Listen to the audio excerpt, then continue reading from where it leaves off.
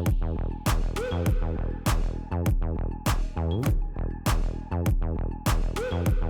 few years back, Ferrari did say that they will never make an SUV. Well, it is not an SUV according to them. It is a thoroughbred Ferrari, which happens to be very practical. It is the Ferrari Purosangue.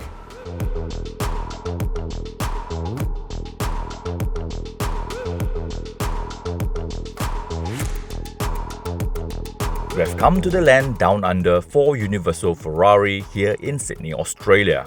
Making its first appearance in the Southern Hemisphere, the Ferrari Purosangue. Ferrari's first 4-door, 4-seater with many other firsts for a Ferrari. The name Purosangue, which means thoroughbred, was the code name used during development to remind themselves that this has to be a thoroughbred Ferrari. I know you guys might be divided when it comes to its looks, but if you ask me, I like it when they first unveiled it in the internet. Now that I'm standing next to it, I actually love it. It's got presence, but I like those SUVs with such stature. They look a bit clumsy and bulky. This is not. In terms of dimension, it is almost 5 meters long, slightly over 2 meters wide, and almost 6 feet tall. It is not exactly a superleggera or lightweight. The dry weight itself is slightly over 2 tons. The reason why it is not bulky is the way they design it. If you notice, the upper body of the car is detached from the wheel arch, so it has this floating effect. Since it is a supercar according to Ferrari, it comes with vents and cutouts. So this part over here, they are not the headlights. These are the air intakes. The headlights are hidden down here. Now, this is the DRL. This top part is to take in air, transfer it into the wheel arch, then into the engine bay, then exit at the aero bridge. This lower part is to cool down the brakes. Now, the lower section of the bumper is to take in as much air as possible. It is divided into 3 sections. The middle one is to cool down the radiators and the air conditioning system. The one on the right is to cool down the radiators of the active dampers. Yes, its active suspension comes with its own radiators. The one on the left is to cool down the power transfer unit. The wheel arch comes with louvers, and together with the inlet from the front bumper, it creates an air curtain around the wheel. As for the wheels, it uses 22-inch rims with 255/35/22 tires, while the rear 23-inch rims with 315/30/23 tires. If you remember, the F12 has got an aero bridge. It has one here as well, but with a different function. On the F12, it is to create downforce, while on the Purosangue, it is to reduce drag and also to hide the vent in here. The roof is made out of carbon fiber for lightweight purposes and also to lower the center of gravity of the car. The most unique part of the car is the rear hinge door, or the suicide door. Just check out how thick the hinge is. Not only it looks cool, it is also for you to get in and out comfortably. With this, they are able to make the door smaller, hence they have a shorter wheelbase. The taillights look like the ones in the 296, and it's got vents here to release the pressure from the rear wheel arch. The rear windscreen has got this indentation as well for better airflow. It doesn't come with a rear windscreen wiper because the air that's transferred from the wing on top of the roof is able to clean the windscreen. And if you look down there, there is a pair of vortex generators hidden under the wing. While those are hidden, if you look down here, you get a huge rear diffuser made out of carbon fiber for aero purposes, obviously.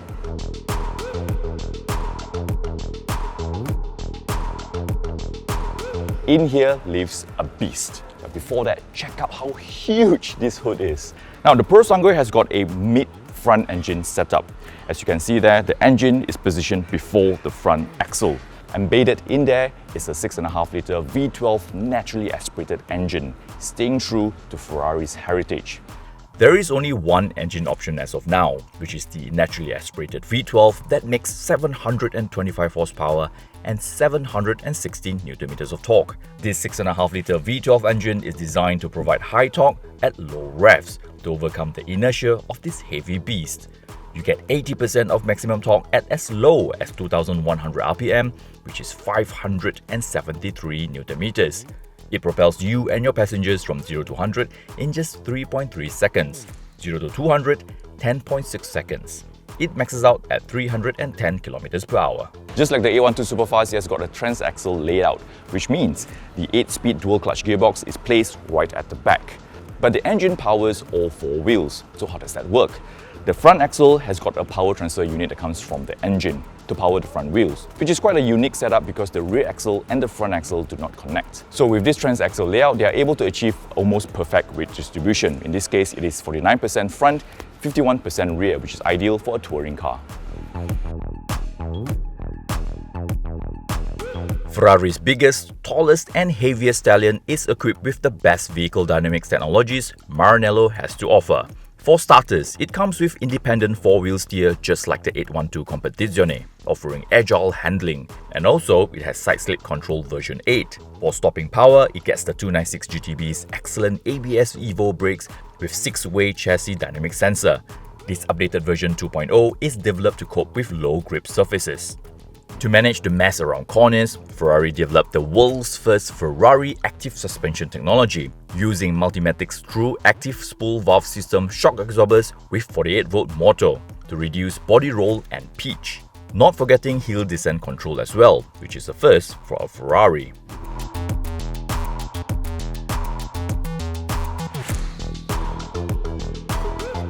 Now in here, I have to report that it smells expensive. Well, because it is. The material they use, the leather, you can even opt for copper filaments to weave into the carbon fiber. How cool is that? The second thing you'll notice is the sitting position. It is quite sporty because it's got a high window line, so you are embedded deep into the car. Now, the cabin has got a pretty unique layout. The driver's side has got a very driver-focused cockpit embracing you, while the passenger side has the same thing as well, minus the steering wheel.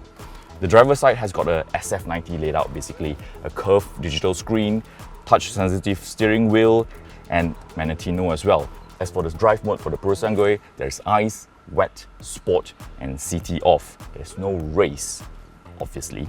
Now, it feels kind of weird in here that it doesn't come with a head unit in the center. Instead, you get this rotary knob that rises up for you to set your climate control. In the center, you get this H-gated gear shifter. Now, as for the panoramic sunroof, you can opt for electrochromatic. The interior is environmentally friendly as well. About 85% of the trim in the cabin are made of sustainable materials. Recycled polyester is used in the roof lining and Alcantara. Also, the carpet is made from recycled fishing nets retrieved from the oceans. You can even opt for carpets made of high-strength fabric used in military uniforms. So it is a four-seater, you don't get a seat right in the middle. It has got a very sporty sitting position. The seat itself looks really good and very comfortable, sporty at the same time. In the middle here, you also get the same rotary dial for your air conditioning system.